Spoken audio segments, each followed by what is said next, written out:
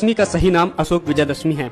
जी हाँ, सही सुना आपने, क्योंकि महान सम्राट अशोक के कलिंग युद्ध में विजयी होने के 10वें दिन मनाए जाने के कारण इसे अशोक विजयदशमी कहते हैं। इसी दिन सम्राट अशोक ने बौद्ध धर्म की दीक्षा ली थी। विजयदशमी बौद्धों का पवित्र त्योहार है। ऐतिहासिक सत्यता है कि महाराजा अशोक ने कलिंग युद्ध के बाद हिंसा का मार्ग त्याग करके बुद्ध धर्म अपनाने की घोषणा कर दी थी। बौद्ध बन जाने पर वो बौद्ध स्थलों की यात्राओं पर गए। तथागत भगवान बुद्ध के जीवन को चरितार्थ करने और अपने जीवन को कृतार्थ करने के लिए निमित्त हजारों स्तूपों, शिलालेखों, धम्म स्तंभों का निर्माण कराया। सम्राट अशोक के इस धार्मिक परिवर्तन से खुश होकर देश की जनता ने उन सभी स्मारकों को सजाया, संवारा और उस पर दीपोत्सव किया।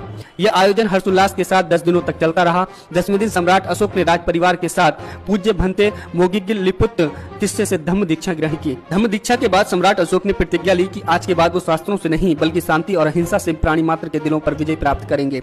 इसीलिए संपूर्ण बौद्ध जगत इसे अशोक विजयदशमी के रूप में मनाता है। लेकिन कहा जाता है कि ब्राह्मणों ने इसे काल्पनिक राम और रावण की विजय बताकर बहुजनों के इस महत्वपूर्ण त्योहार पर कब्जा कर लिया।